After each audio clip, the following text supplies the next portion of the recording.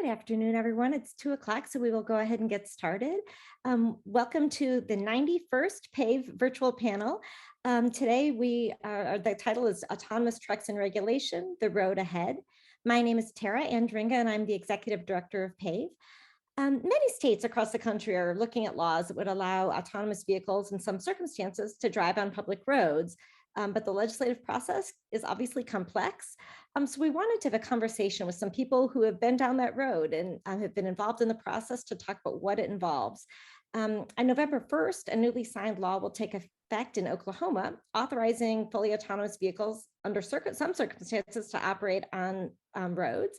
And so we want to welcome our two guests to talk about that. Representative Nicole Miller, who is the chair of the Appropriations Subcommittee on Transportation in the Oklahoma House of Representatives. Welcome, Representative Miller. Thank you so much for having me.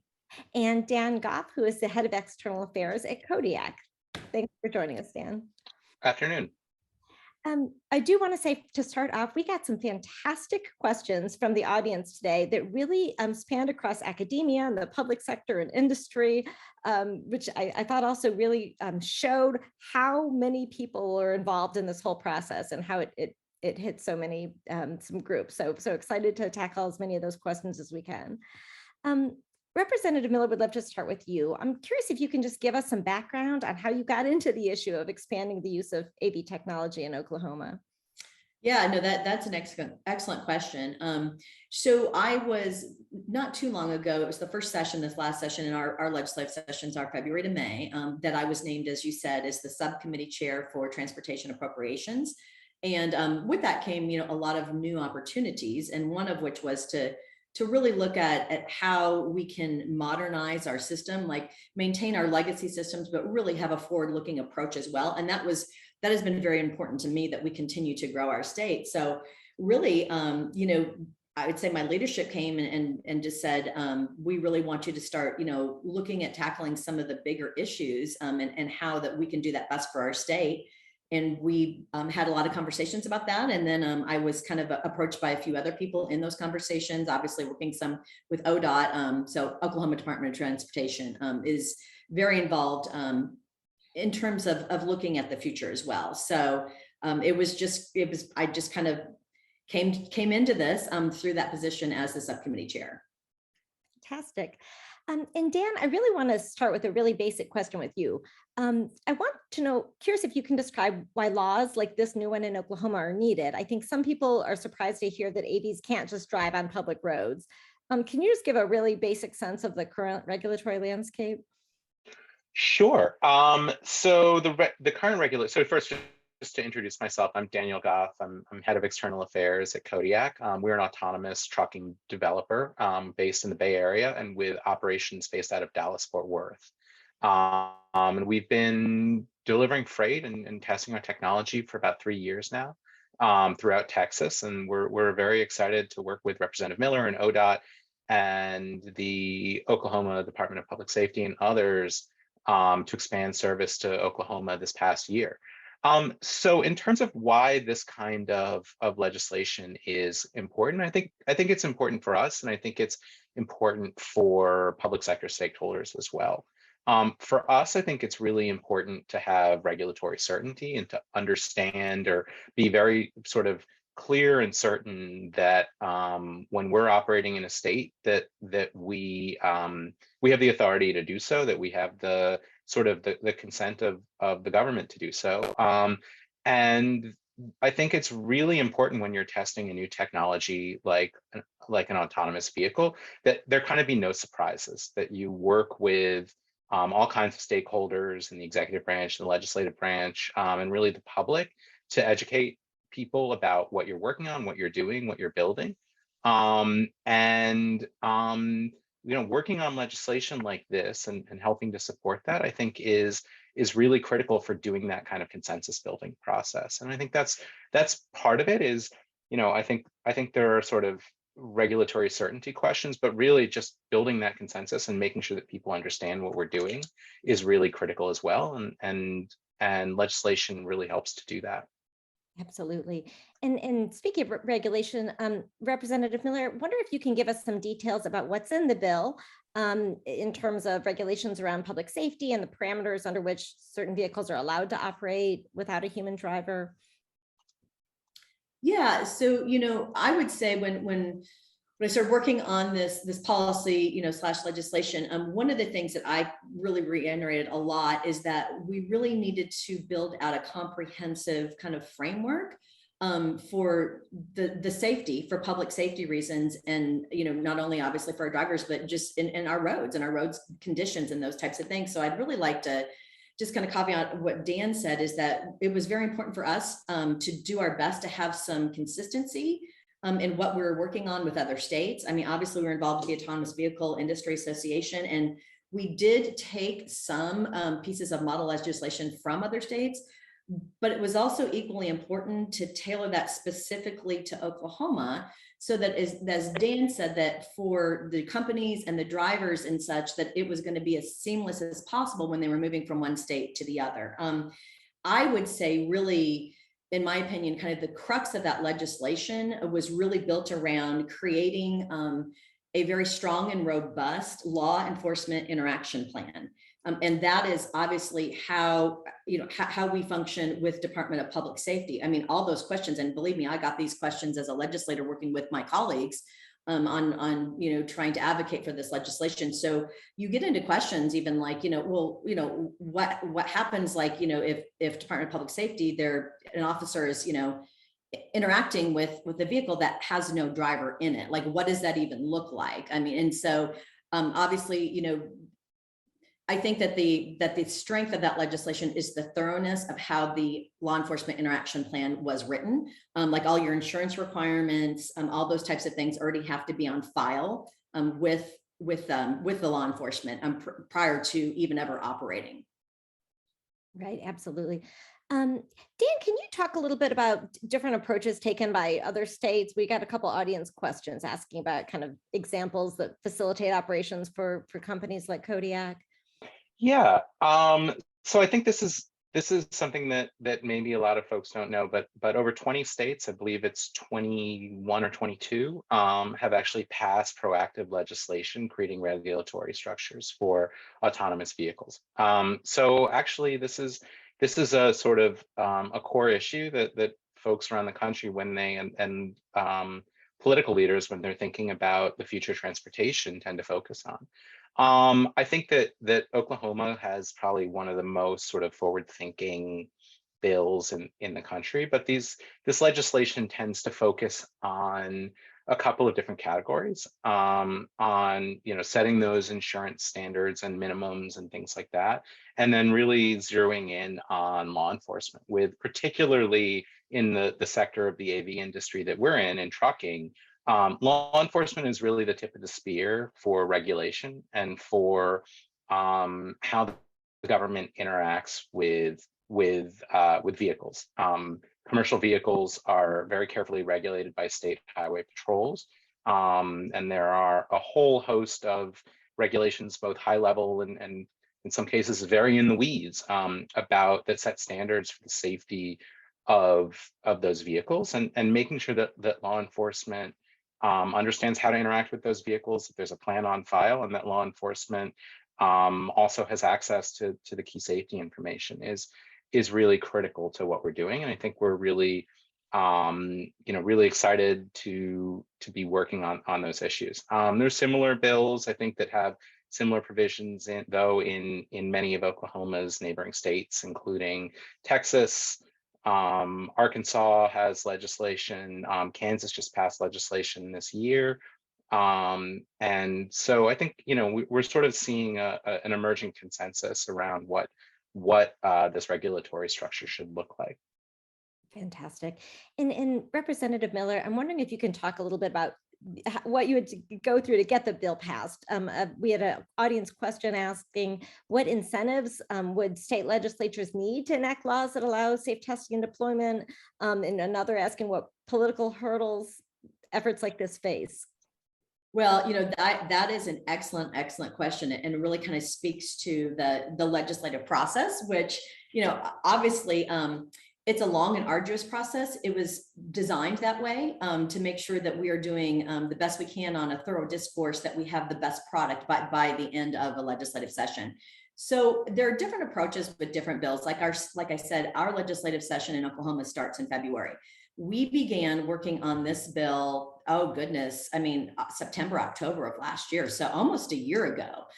Some bills you can really kind of work them through in session. This was not that type of a bill. This was a type of a bill that needed a lot of pre-work. And with that, it needed a lot of education, a lot of advocacy, and really pulling in those different groups. So we worked heavily with the language and the policy end of it, but obviously the legislative language that reflected that, with not only, like some of your industry groups, like I mentioned, your associations, or like Kodiak or Goff or what have you, but also what we really did in Oklahoma was pull in like the state chamber early, and Oklahoma City and Tulsa, the larger ones. But we also talked with county commissioners, because the way that our state's structured, you got a lot of county roads and bridges that are within their purview. So we worked with them. We worked with groups like American Prosperity. And the other thing too, is that we worked with Oklahoma State University and then the University of Oklahoma to get their buy-in and their input and their perspective, because, and they are two large research universities. So I would say that for this type of legislation, it's absolutely imperative to work through all of that before you get into session. And I would like to think, and Dan could probably speak to this too, that we did a pretty good job of that, because once we got into session, what was interesting about this legislation is we really didn't have hardly any changes to it, which is unusual. And I think it's because we had done so much of laying that groundwork prior to getting into session. That's really helpful. Yeah.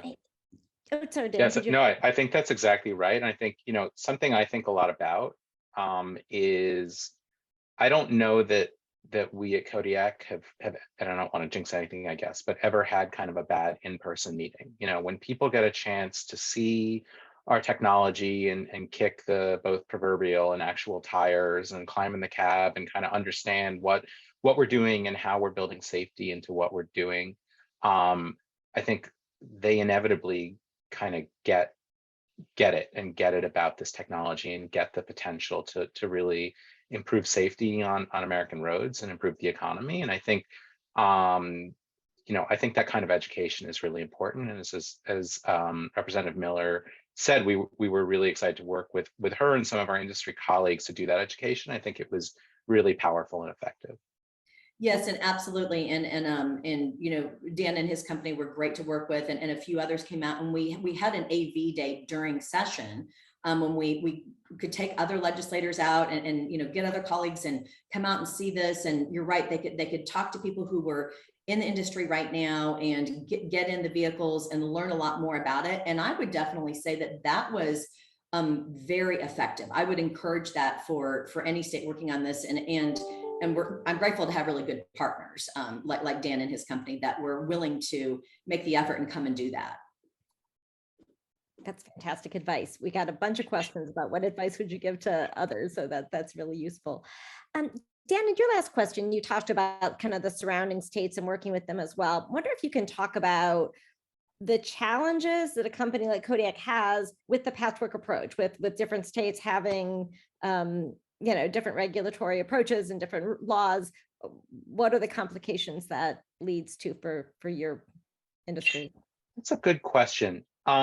I think the challenges with that patchwork approach are to some extent the challenges that are kind of inherent to trucking and to technology in the trucking industry. That, I think when a lot of time when people think about autonomous vehicles and they think about passenger cars, they're talking about things that are operating in very sort of narrow or within a specific city, within specific neighborhoods, within a city or a region, and that people get a chance to see these every day, and people there's a smaller community of people to educate, whereas the sort of the opportunity for trucking automation and for the kinds of technology Kodiak and some of our industry colleagues are developing is really in working on, those, 200, 300, 500, 2,000 mile kinds of lanes. And that means that we're necessarily, those are the lanes where it's hardest to find drivers, finding people who really want to do that what's called over the road trucking is really hard and getting harder, and is one of the reasons why we've had the supply chain challenges over the last couple of years. There are other reasons, but it's one of the key ones. And that just means there's a lot of stakeholders to work with and to educate when you're talking about an operational model that involves crossing 3 or 4 states every day. In the long run or more. It's just a larger community of people to work with and educate.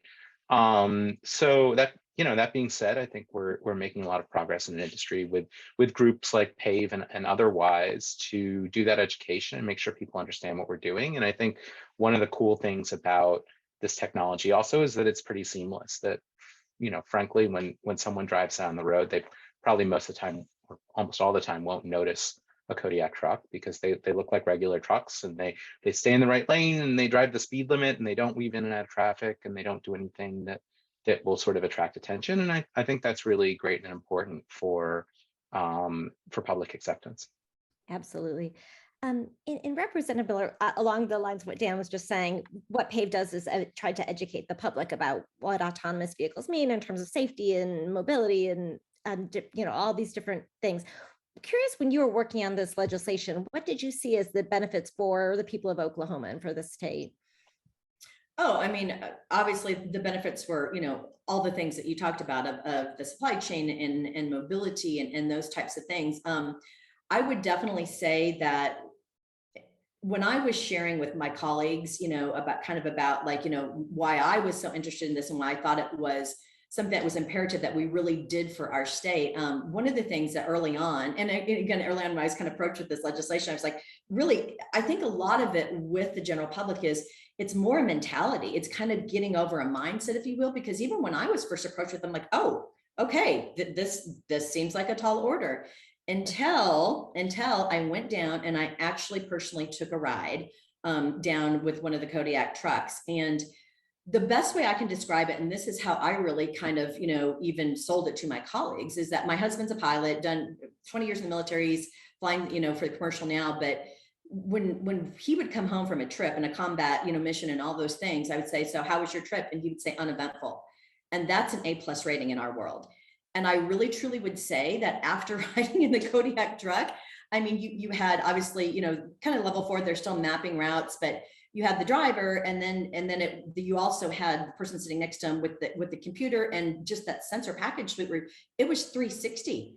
It truly was, and you could see, other vehicles that were coming in, and really, the autonomous vehicle is very courteous. I mean, as human drivers, I'm actually have a lot more pause with, just our inherent level of human error, quite frankly, and.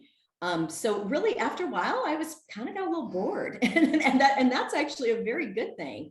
So I would share with my colleagues that I came home from that, and I, got in my car and was driving home and got on one of our state highways, and I came really close to just not seeing someone and almost getting in a little collision. And the first thought in my mind was, you know what? I wish that I had that 360 sensor suite that an autonomous vehicle does, because I would have seen that I actually felt safer in the autonomous vehicle. And so I guess all that to say is I believe that safety aspect is so important, and really communicating that to the public, that this is, yes, it's a forward-thinking idea, but overall, we are really kind of ensuring and insulating more that safety component, which, and I've learned newly working with transportation and with ODOT, that one of their 2 biggest pillars is safety. I mean, that is what roads and bridges are about, and mobility and transportation. So I was just so impressed with that aspect of the autonomous vehicle. And I think that's something that we need to make sure that we continue to, just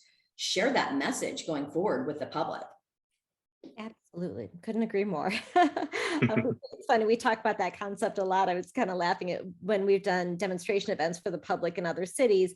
We always laugh that you're trying to do this, exciting event for people, but exactly what you said, we always consider the greatest successes are when people get out of the vehicle and say, that's sort of boring. It felt just like riding in a car. Yeah, uneventful is good.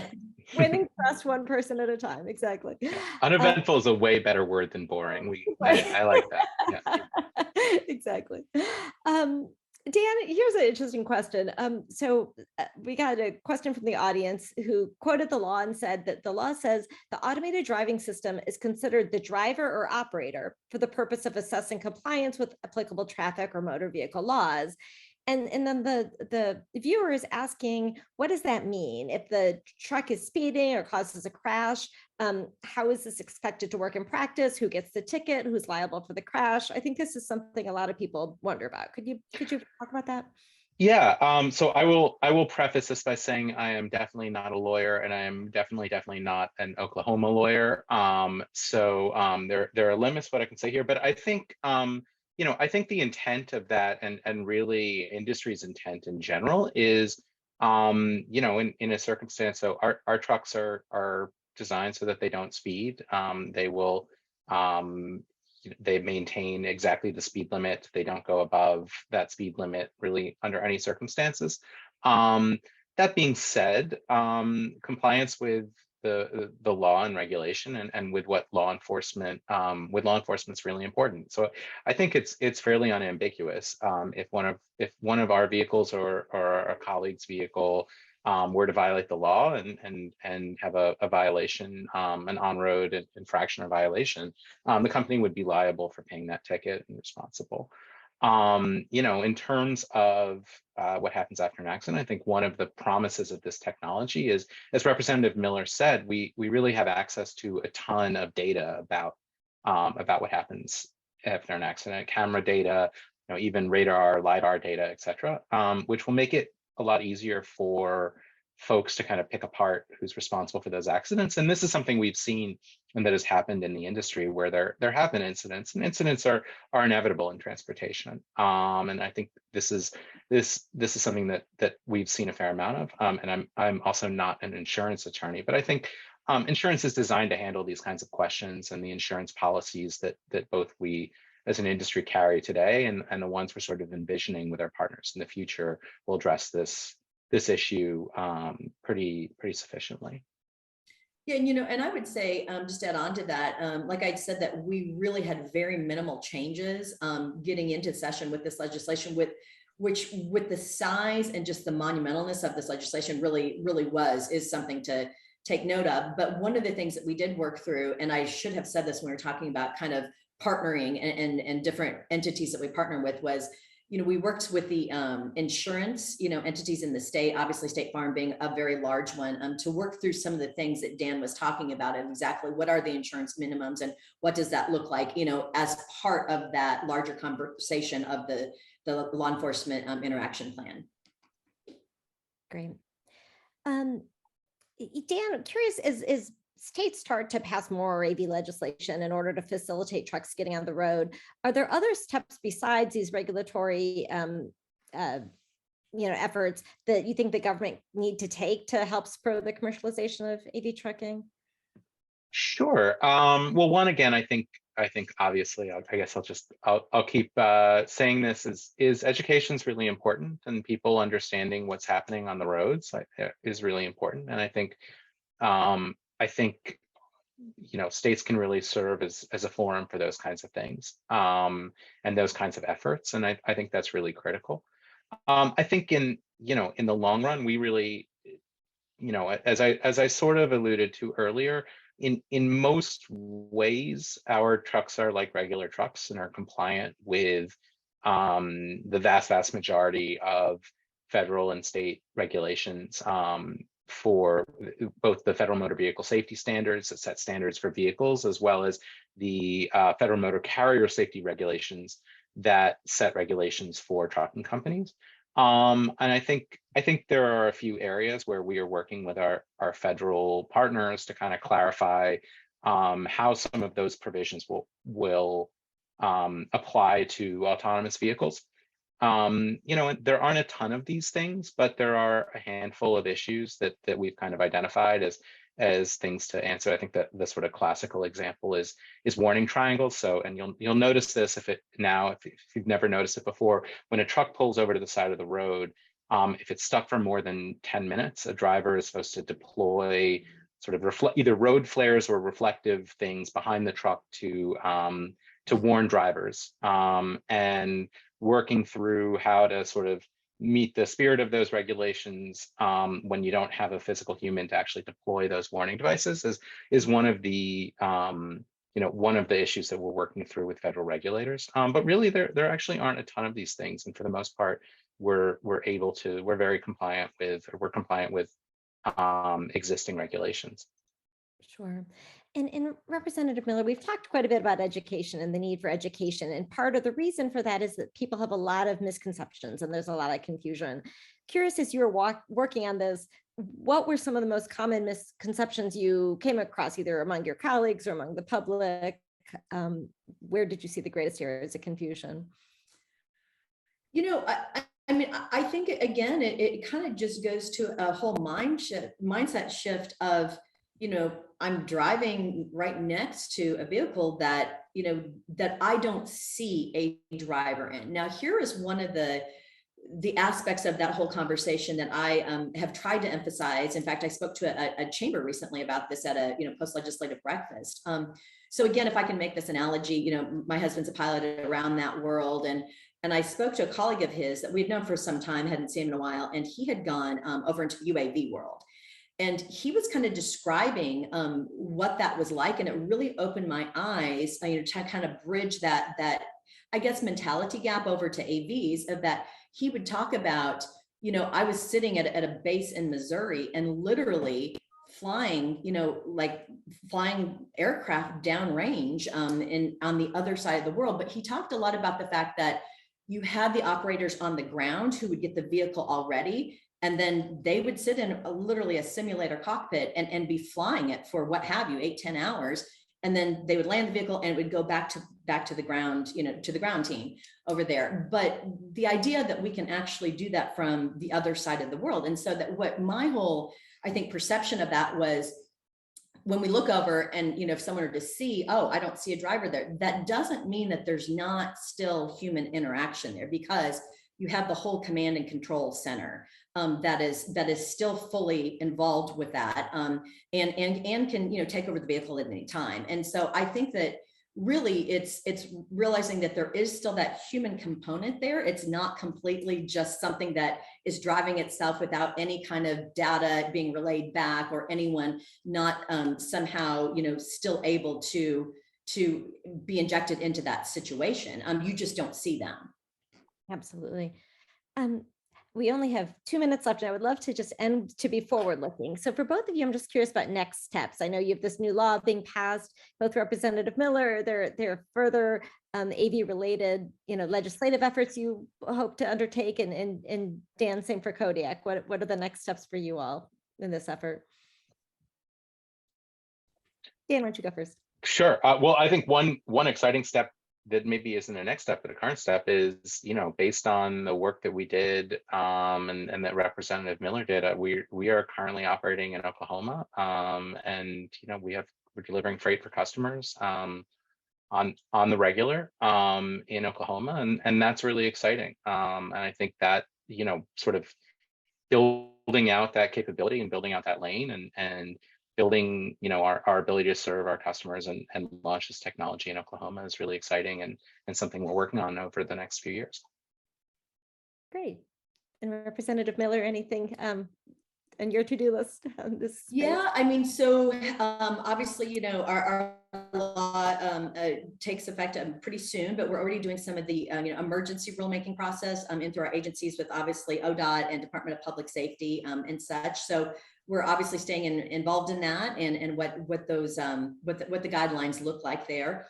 The other thing I would really say is, we're talking a lot, about trucking in this situation, but really, if you look to the future, what this does for the TNCs, so the transportation network companies, obviously like your Ubers and Lyfts are the big ones that come to mind. And I think really the long-term effects of what that really does to change society and really give supports to society. One thing we don't talk about really so much, but in terms of the mobility world is, those that are disabled or, blind or have some sort of, physical disability, of how this is really going to change them, how it's going to change, like, places where people don't have as, access to food and things like that. Like what part this plays, I think, in the more long-term approach to how we function as a society is something that I want to continue to really be involved in. Absolutely. And we were just talking before this conversation began, the need for people, elder Americans with mobility challenges, and what a difference it could make in their lives Right. too. Thank you both so much for your time today. Great conversation. I wish we could keep going. And thank you to the audience for joining us today. We have lots of resources and more information on our website, pavecampaign.org, and look forward to seeing you next time. Thank you so much. Thank you. Thank you.